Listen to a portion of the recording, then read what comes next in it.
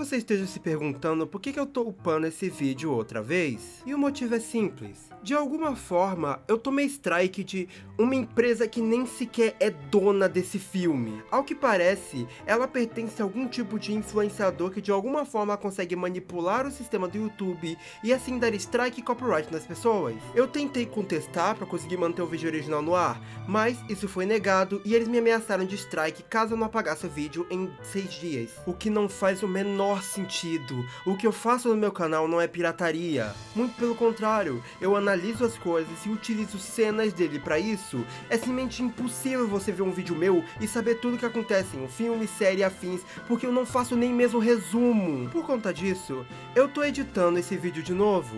Eu mudei algumas partes, coloquei blur no vídeo, então ele vai estar com uma edição um pouquinho diferente e além disso vai estar com efeito durante praticamente o vídeo inteiro. E eu sei que isso é um saco, mas se vocês puderem, eu gostaria muito que vocês divulgassem esse vídeo e assistissem ele de novo caso já tenham assistido, porque ele estava se tornando o vídeo com mais visualizações desse ano, tava indo realmente muito bem, eu tava bem contente com isso, porque eu realmente tava feliz de tanta gente ficar interessada em ver eu falando bem de um filme que eu gostei. Isso eu também tive que remover a fandub que tava no início do vídeo, mas caso você queira rever ela ou coisa parecida, ela tá no meu TikTok. E sinceramente, ainda tem chance de que esse vídeo receba copyright de novo e eu não monetize ele, mas pelo menos ele vai continuar aqui no canal, e é um vídeo que eu gosto muito.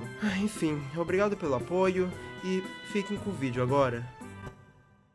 Já fazia um tempo que eu tava muito curioso pra existência desse filme, principalmente pelo tanto que as pessoas falavam como esses personagens eram muito intencionalmente gays. E não tem muitos animes furries com personagens gays por aí. Na verdade, eu acho que não tem nenhum anime BL furry. Enfim, eu tava sem muito o que fazer, eu lembrei do filme e eu pensei, acho que é hora de eu finalmente dar uma chance pra ele. E, uau, é muito gay. Arashi no Yoruni, ou Storm Night, ou Uma Noite de Tempestade, como o livro foi traduzido por aqui, conta a história de Mei, um bode que um dia, enquanto fugia da tempestade, acaba em uma cabana escura, onde conhece Gabu. Devido à escuridão do local, eles não conseguem ver um ao outro, mas ainda assim conversam entre si, cada um achando que o outro era um semelhante da sua espécie. E nisso, acabam descobrindo que um tem muito em comum com o outro, assim se tornando amigos. E quando a tempestade passa, eles marcam de se reencontrar ali naquela cabana para irem a um piquenique, e para se identificarem, eles iriam falar uma noite tempestuosa. Eis que o dia finalmente chega,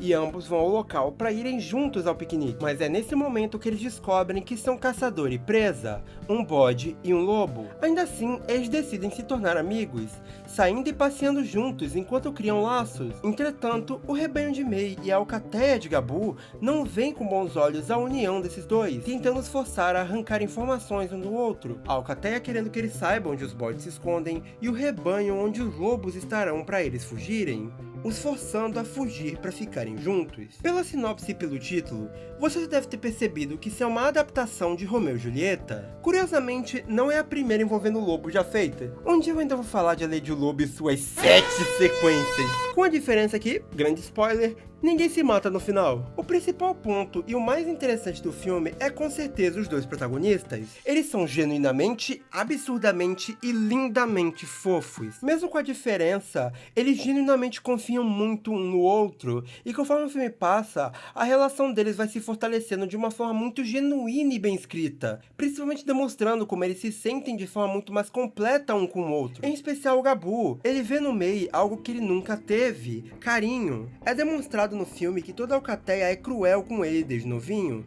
Eles riem e debocham do coitado, e embora o Mei não esteja na exata mesma situação, a vida dele é bem monótona. Isso somado ao tanto em comum que os dois têm, faz desde o início uma conexão muito sincera existir, o que é muito bonito. Eu adoro como realmente não existe uma outra interpretação pro que esses dois sentem senão amor. A forma que eles se olham, conversam, se protegem, é algo muito mais profundo que uma simples amizade. Durante os diálogos, eles estão sempre fazendo declarações de amor um para o outro, dizendo como sonham poder viver juntos para sempre, como a vida deles era mais cinza antes do outro surgir, o jeito como eles preferem abandonar a sua antiga vida, tudo que conhecem, família e amigos, amigos pelo simples fato de que se recusam a trair um ao outro. A forma é que em cada momento tem uma paixão em suas interações. O Gabu sempre tem um cuidado a mais com ele e eu realmente não consigo não amar muito eles por isso. Eu quero muito proteger os dois de todo o mal do mundo. Tem 2 momentos específicos que eu sou apaixonado. O primeiro é em um momento que, antes do inverno chegar, os lobos decidem que vão tentar pegar o máximo de bodes possíveis. Acontece que o lugar onde eles vão é o exato mesmo lugar onde o Gabu tinha anteriormente convidado o Mei para passear. Ele se esforça para desviar a atenção dos outros lobos e dessa forma ele consegue salvar o Mei e se esconder em uma caverna junto a ele. E então, o Mei comenta como o Gabu tinha dito anteriormente que o protegeria e nesse momento realmente o protegeu. E o Gabu então responde que esse é o natural, com o Mei retrucando que o natural é um lobo comer um bode, porque eles o veem só como um pedaço de carne. E então o Gabu diz que, embora esse seja o natural, nesse momento, para ele muito melhor que a carne é o bode. Porque ele gosta muito dele, isso é muito bonito. Depois disso ele comenta como ele levou o Mei até aquele lugar porque ele ia pra lá quando queria esquecer das coisas ruins. Com o Mei falando que, embora eles não pudessem ver a lua, ele já esquecia das coisas ruins quando tava com o Gabu. Vocês têm ideia de como isso é fofo? Outro momento que bateu muito em mim foi quando mais pro fim do filme eles estão atravessando uma nevasca e o Mei acaba ficando sem forças para continuar andando, forçando o Gabu a fazer um túnel na neve para poder abrigá-lo. Nesse momento, os dois que não comem há dias estão muito fracos e percebendo a situação do lobo, o Mei diz que ele deveria comê-lo, pois só assim ele teria forças para sair da nevasca. E esse momento é agonizante porque, embora inicialmente o Gabu realmente cogite comer o Mei, ele vai mais e mais se controlando porque não quer perdê-lo de jeito nenhum. E é genuinamente muito bonito ele lutando contra o próprio instinto, pelo simples fato de que ele não quer fazer mal pra ele. Mas aqui é onde isso atinge o estado mais puro. Já fazia um tempo que eles tinham fugido, eles não tinham comida por perto, mas ainda assim ele se recusa a comê-lo, ao mesmo tempo que a sua barriga ronca e dói muito. E ele começa a se desesperar falando pra ela parar, enquanto diz que mesmo que ele prefira morrer junto do que devorá-lo, ainda assim isso não adiantaria de nada, já que se o Mei morrer, ele nunca mais vai poder conversar com ele, enquanto o Mei tenta convencê-lo que, com o tempo, a vida deles eventualmente terminaria, mas os momentos que eles viveram vão seguir. Ele quer muito que o namoradinho devore ele porque não conseguiria viver sabendo que ele morreu. Era melhor pra ele se sacrificar pra poder saber que ele ia ficar vivo. E aí, o Gabu até diz que vai tentar, e sai da toca porque eles iam encenar como se fosse a primeira vez que eles se vissem. Só que, na verdade, ele saiu pra tentar a todo custo buscar comida pro Mei, mesmo que fosse algo que parece totalmente impossível. Tudo isso para que eles possam continuar indo, porque ele se recusa a deixá-lo ir embora. E eu juro que eu tentei muito, muito mesmo, mas quando eles começaram a chorar eu simplesmente desabei. Não foi uma lagrimazinha, eu chorei de soluçar nessa parte, porque genuinamente é uma sensação de por que raios eles têm que passar por algo assim, sendo que eles simplesmente querem viver a vida em paz, sabe? É realmente um momento de apertar o coração,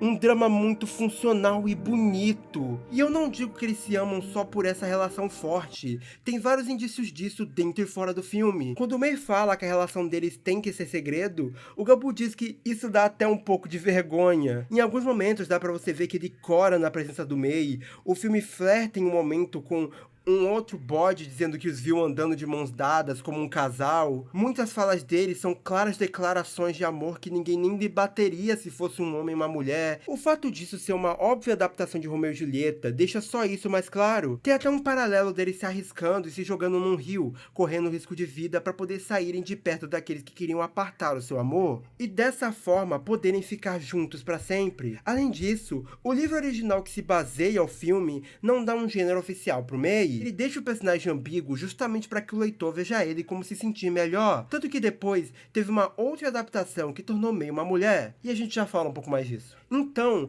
torná-lo homem foi uma escolha que teve que ser pensada. Eles não se importaram em manter o tom de romance, então é bem claro que existia a ideia de vocês vê-los como um casal. Nessa ideia, é legal como a rejeição pelos seus grupos pode ser interpretado como uma metáfora a se assumir Não é literalmente isso, óbvio, mas a ideia aqui é que eles não deveriam poder ficar juntos e são considerados errados por isso. O Mei até é obrigado a ficar lá sozinho pensando no que fez, enquanto o líder pensa sobre como ele poderia voltar a ser parte do rebanho, porque eles consideram ele inapto para isso. Talvez isso não tenha sido completamente proposital, mas ainda assim é muito legal. Embora isso faça os lobos parecerem as pessoas mais homofóbicas do mundo, um gay surgiu na família e eles perseguem o cara até o fim do mundo pra garantir que vão matar. Só deixa eles serem felizes. E é um filme que ressoa muito forte justamente porque a mensagem dele é transmitida de uma forma muito boa. Tudo que esses dois queriam era simplesmente poder viver a vida deles juntos, poderem passar tempo um com o outro, mas o simples preconceito e as adversidades estão sempre lutando para que tudo dê errado. Assim como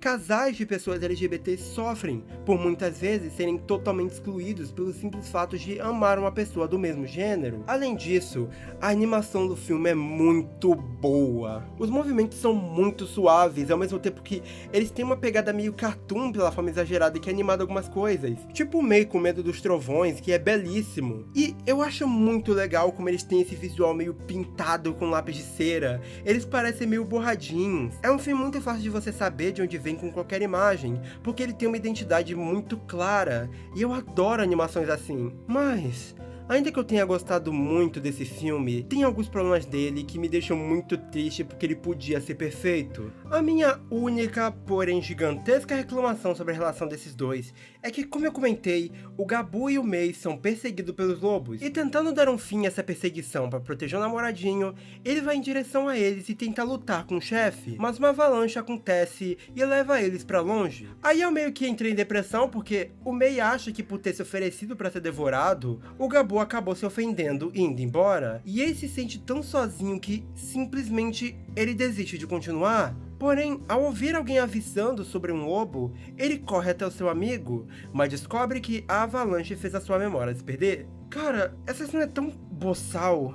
Ela não acrescenta nada no filme, só é mais tortura pra esses dois. Ela não precisa estar aqui, e se você remover do filme, ele continua funcionando sem ela. É sério, é simplesmente ridícula. Além disso, todo momento da descoberta devia ser algo grande.